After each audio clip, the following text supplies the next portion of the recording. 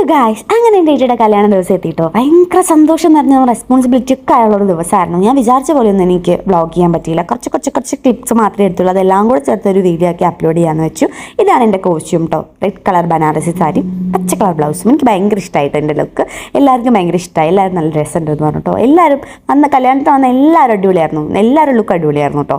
അങ്ങനെ ചെറിയൊരു രീതിയിലുള്ളൊരു കല്യാണം ആയതുകൊണ്ട് തന്നെ ഗുരുവായൂർ താലിയിട്ട് കുറച്ച് പേരേ ഉണ്ടാകുള്ളൂ. നമ്മളെ വേണ്ട ക്ലോസ് ആയിട്ടുള്ള കുറച്ച് കസിൻസ്, ഫാമിലി, ഫ്രണ്ട്സ്, അങ്ങനെ ആയിട്ട് കുറച്ച് കസിൻസ്, ഫാമിലി, പിന്നെ ഫ്രണ്ട്സ്. അതുകൊണ്ട് തന്നെ ചെറിയ രീതിക്കൊരു കല്യാണമായിരുന്നു. ഗുരുവായൂർ താലി കെട്ടിക്കഴിഞ്ഞിട്ട് തന്നെ പാഞ്ചജന്യം ഹോട്ടലിലെ പഴയ ഇടത്തിലാണ് ഫുഡ് ഏൽപ്പിച്ചിരുന്നത്. ഫുഡൊക്കെ കഴിച്ച് തിരിച്ച് ഞങ്ങൾ ബസ്സിലാണ് വന്നത്. ഫാമിലി മൊത്തമായിട്ടൊരു ബസ്സിലാണ് വന്ന്. ഇവരൊക്കെ കൂടി പിന്നീട് വരും. എഴുത്തമ്മയുടെ കൂടെ ഞങ്ങൾക്ക് നേരത്തെ എത്തണം. കാരണം വീട്ടിൽ പോയിട്ട് എഴുത്തമ്മയ്ക്ക് വിളക്കൊക്കെ വെച്ച് കയറ്റേണ്ട ചടങ്ങുണ്ടല്ലോ, നമ്മൾ ഉള്ളിലോട്ട് കയറുന്ന ചടങ്ങുണ്ടല്ലോ. അപ്പോൾ അതിനൊക്കെ ഞങ്ങൾ അവിടെ എത്തിയാലേ പറ്റുള്ളൂ. അങ്ങനെ കുറച്ച് വീടൊക്കെ എത്തിക്കുമ്പോഴേക്കും ഇവരെത്തി. എഴുത്തമ്മയുടെ ഫാമിലിയൊക്കെ കുറച്ച് കഴിഞ്ഞിട്ടാട്ടോ വന്നത്. കാരണം എല്ലാവരും ഗുരുവായൂർ പോയി ക്ഷീണിച്ചിട്ടൊക്കെ ആയതുകൊണ്ട് തന്നെ ഇവരും എറ്റയുടെ ഫ്രണ്ട്സ് രണ്ടുപേരും, സൂര്യചേട്ടനും ദീപകേട്ടനുമാണ് വന്നത്. ഞങ്ങളിത് ആരതിയൊക്കെ ഒഴിഞ്ഞ് വലിയ അമ്മായി ആരതിയൊക്കെ ഒഴിഞ്ഞ് ഉള്ളിലോട്ട് കയറ്റിട്ടോ. ഞാനാണ് വിളക്ക് പിടിച്ച് എഴുത്തമ്മയുടെ കൈ കൊടുക്കേണ്ടത് ഉള്ളത് അപ്പോഴാണ് ഞാൻ അറിയുന്നത് കേട്ടോ. അതുകൊണ്ട് തന്നെ എനിക്ക് ഭയങ്കര ടെൻഷനൊക്കെ ആയിരുന്നു കേട്ടോ.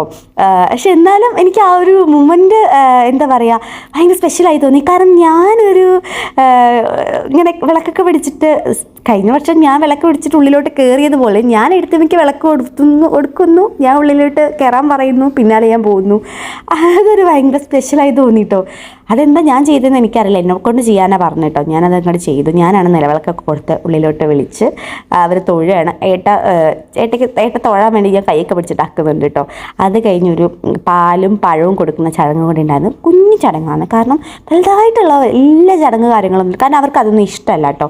അവർക്ക് ചെറിയ രീതിക്ക് ഇൻറ്റിമേറ്റ് വെഡ്ഡിങ് ആണ് താല്പര്യം. ഇതന്നെ കുറച്ച് പറഞ്ഞു തന്നെ കുറച്ച് ആൾക്കാർ കൂടി, എന്നാലും നമുക്ക് സന്തോഷമായി. എല്ലാവരും ആയല്ലോ, വേണ്ടപ്പെട്ട എല്ലാവരും ഉണ്ടായിരുന്നു. കുറച്ച് പേരൊക്കെ മിസ്സിങ് ആണ്, എന്നാലും അത്യാവശ്യമുള്ള ആൾക്കാരൊക്കെ ഉണ്ടായിരുന്നു. അമ്മ അതാ പാലും പഴമൊക്കെ കൊടുക്കുന്നുണ്ട്. അത് കഴിഞ്ഞിട്ട് ഡാഡി കൊടുത്തു, പിന്നെ ഞാനും കൊടുത്തു കേട്ടോ.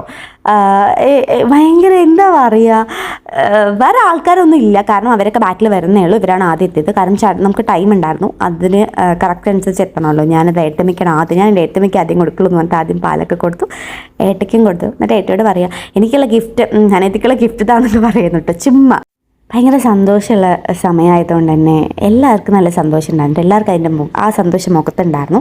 അങ്ങനെ എൻ്റെ ഏട്ടയ്ക്ക് ഏട്ടമ്മയ്ക്ക് ഹാപ്പി മാരീഡ് ലൈഫ് എന്ന് പറഞ്ഞുകൊണ്ട് ഈ വീഡിയോ എഡിറ്റ് ചെയ്യാണ്. അത്രയൊക്കെയുള്ളൂ. അപ്പോൾ അടുത്ത വീഡിയോയിൽ കാണാം.